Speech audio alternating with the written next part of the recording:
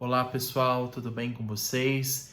Saudações e cumprimentos a todos e a todas aqui no canal, meu canal, né, Professor Lucas, Direito Tributário. Sejam muito bem-vindos, sejam muito bem-vindas aqui ao canal.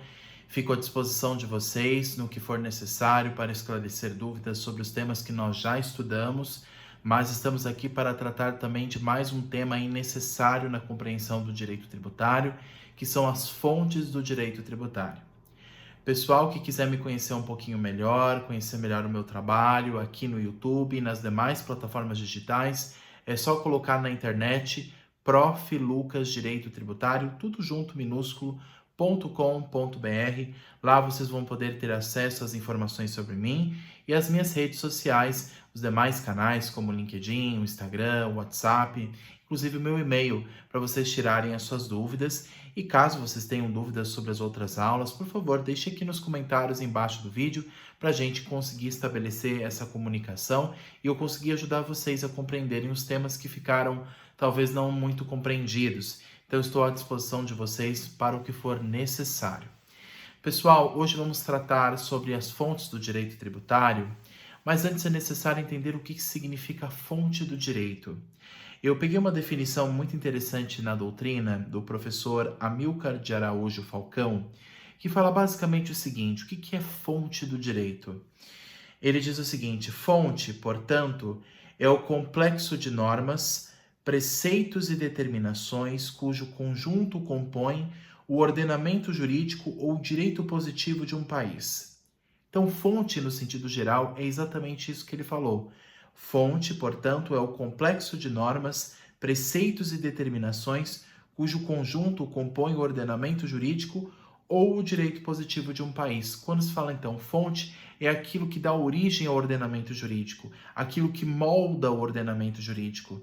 E como nós estamos num sistema jurídico positivado, de civil law, baseado no texto positivado, nós temos a lei como uma dessas fontes. Aliás, a principal fonte, como nós vamos ver aqui no direito tributário, a fonte primária do direito tributário é a legislação, a norma jurídica produzida pelo Poder Legislativo.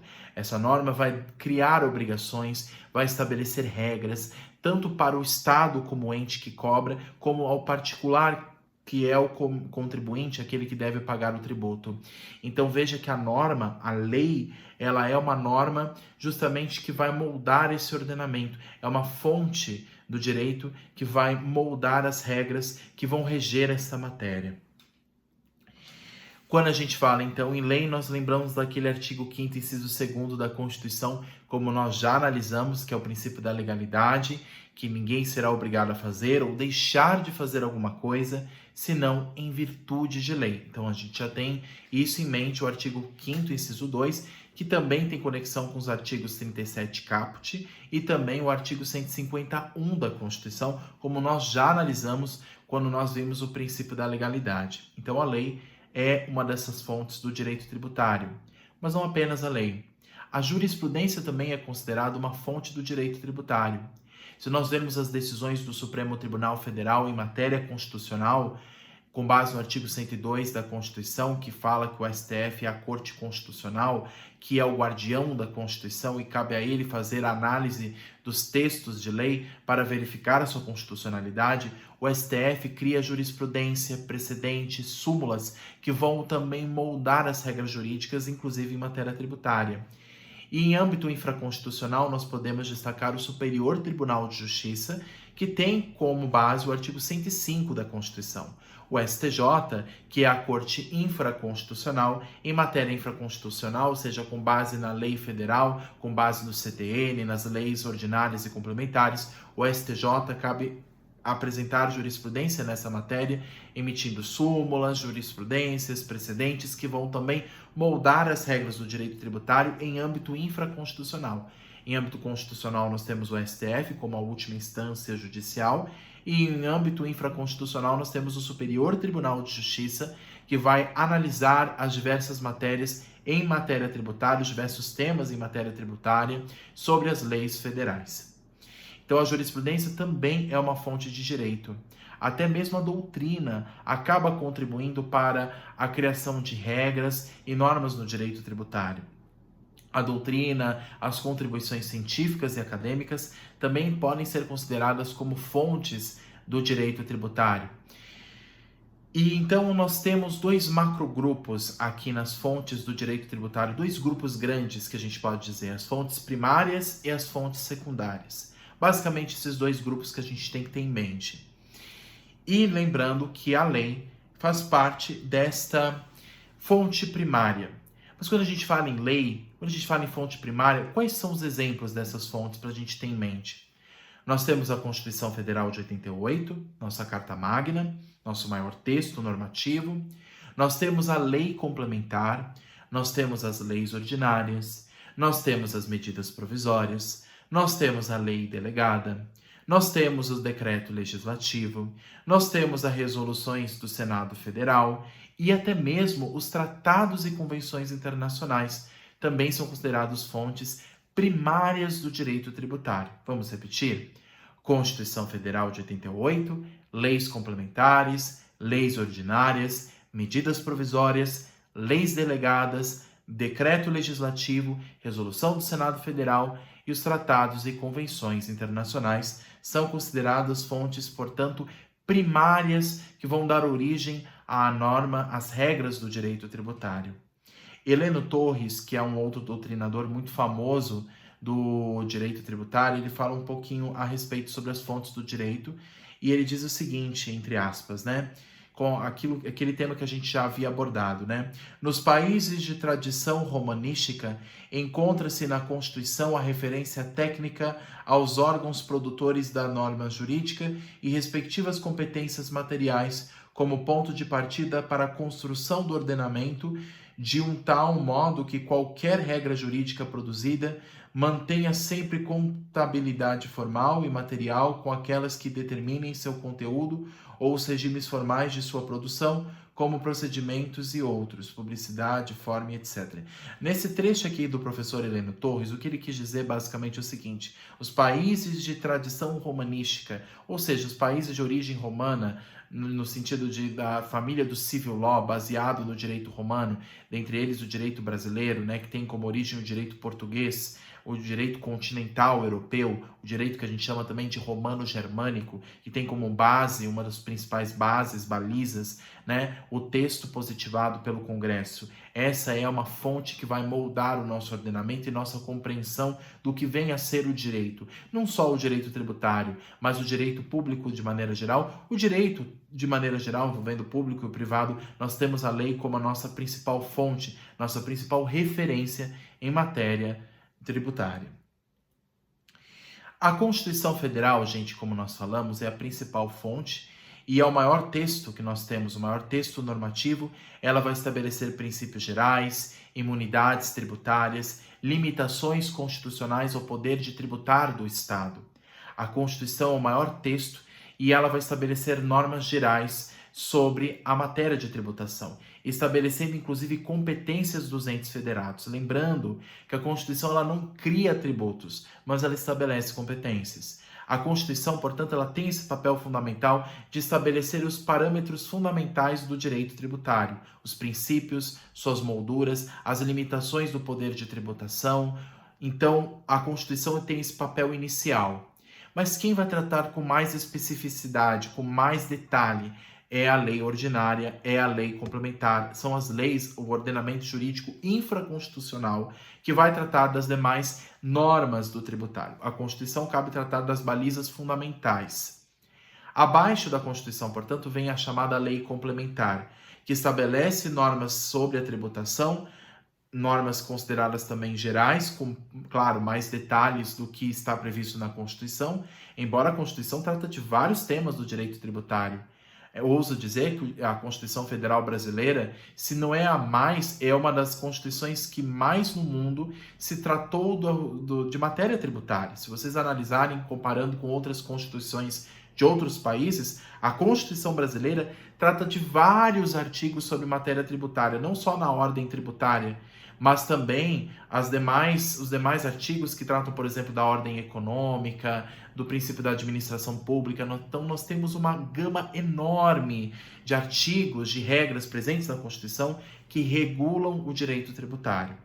Nunca se teve tanto detalhamento na matéria tributária quanto a Constituição brasileira. Se não é a que tem mais detalhes no mundo, é uma das constituições que mais se detalha, mais que se fala da matéria tributária.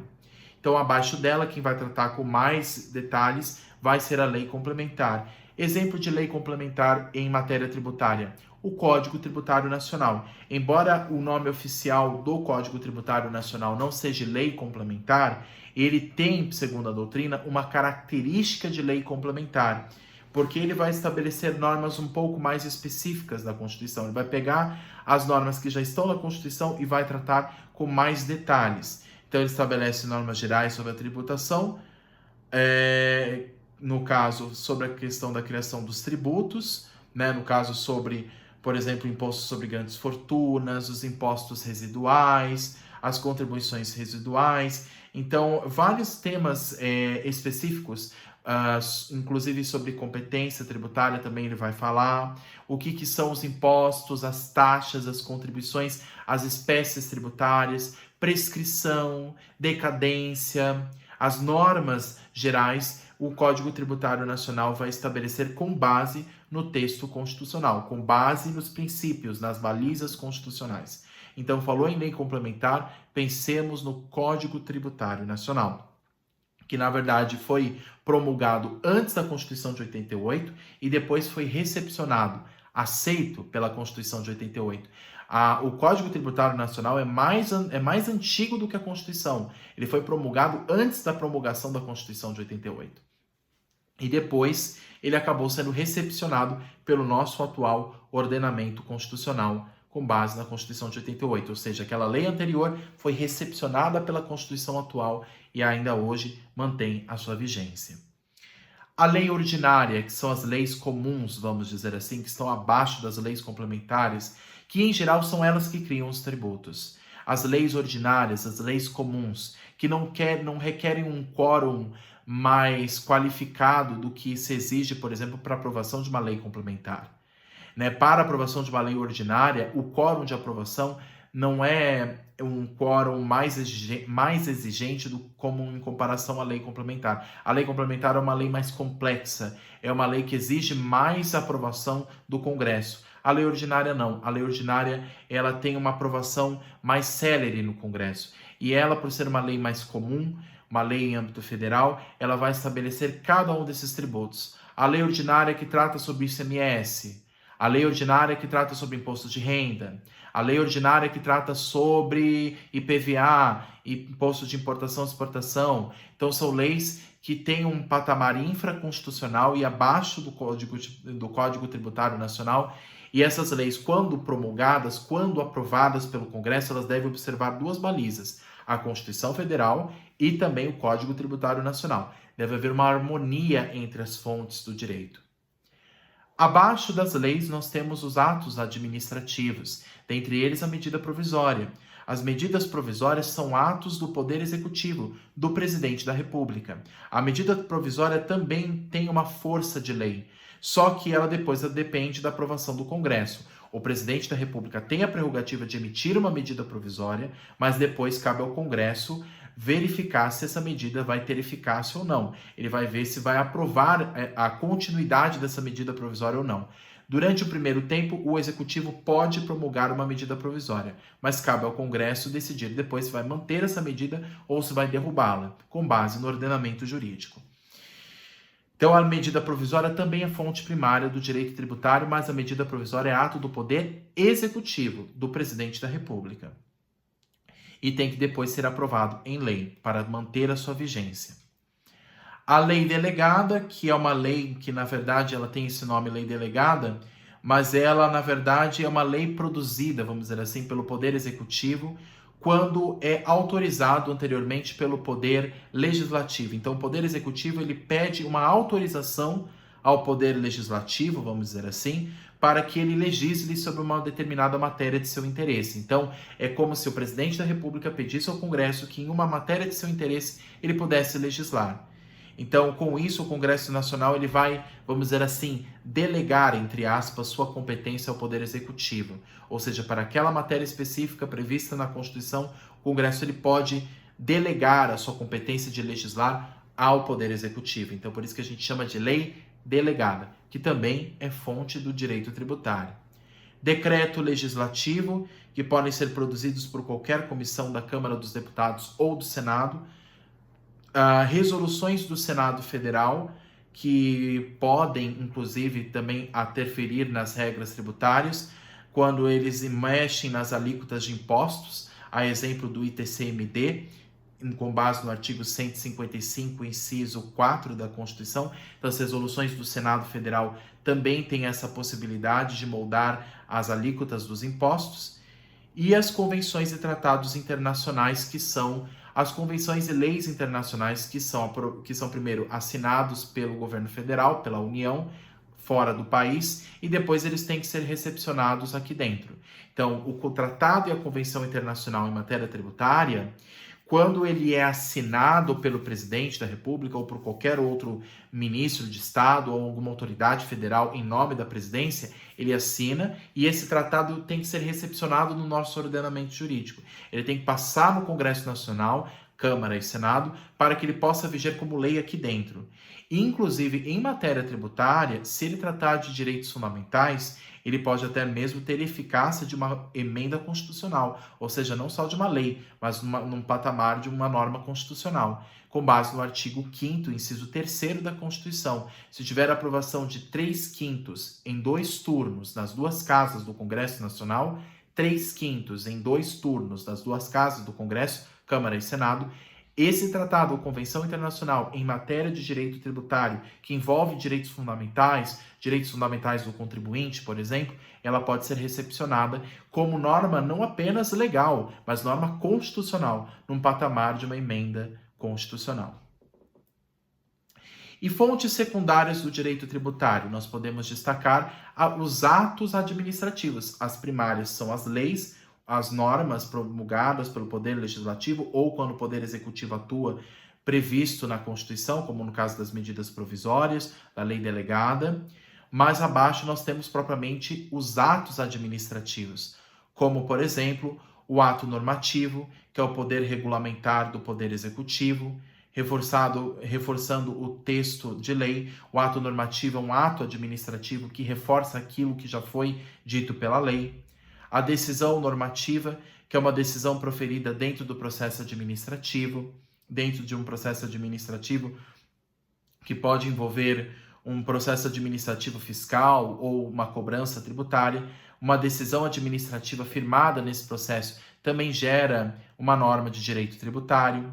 Os costumes, no caso com base na interpretação legal dada pela administração pública, e os convênios também, que são convênios, ou seja, convênios que são alianças firmadas entre entes políticos, União, Estados, convênio para algum benefício fiscal que a União dá aos Estados ou os Estados à União. Enfim, esses convênios também são fontes do direito tributário, fontes secundárias. As primárias são as fontes como nós já analisamos, as leis, no caso medida provisória, e as secundárias nós temos o ato normativo, decisões normativas, costumes e convênios. E conforme nós sabemos, os atos administrativos devem observar a legalidade, com base no artigo 37 caput da Constituição, sob pena de, se não observarem, serem nulos de pleno direito.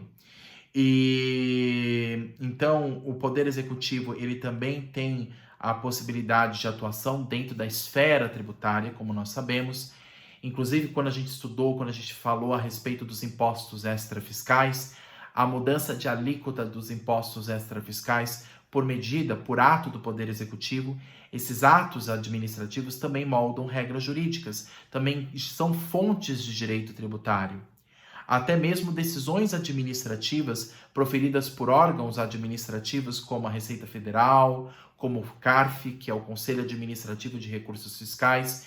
Esses órgãos administrativos fiscais, os órgãos das fazendas dos estados, as secretarias fazendárias, todos os seus entendimentos e normas internas também são fontes do direito tributário, fontes secundárias que devem sempre observar a lei e a Constituição.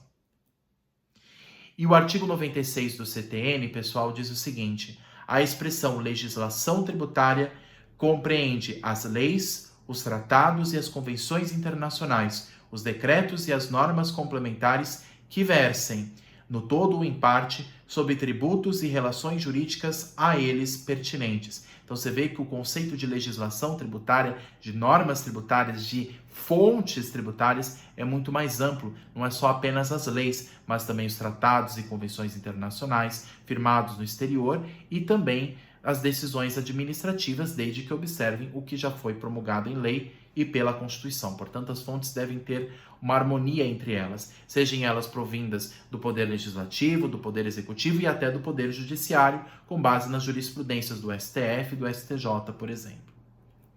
Pessoal, basicamente esses são os temas referentes a fontes no direito tributário. Se ficou alguma dúvida, por favor, me avisem. Coloquem os seus comentários aqui embaixo, curtam o vídeo, compartilhem com outros colegas para compreenderem um pouco mais sobre fontes. Se ficou alguma informação, alguma dúvida, se ficou alguma dúvida sobre algum tema que eu trouxe aqui nessa aula, por favor, me avisem e aí a gente vai conversando para a gente conseguir, em conjunto, entender, compreender e analisar cada um desses temas no direito tributário. Muito obrigado. Até a próxima. Tchau, tchau.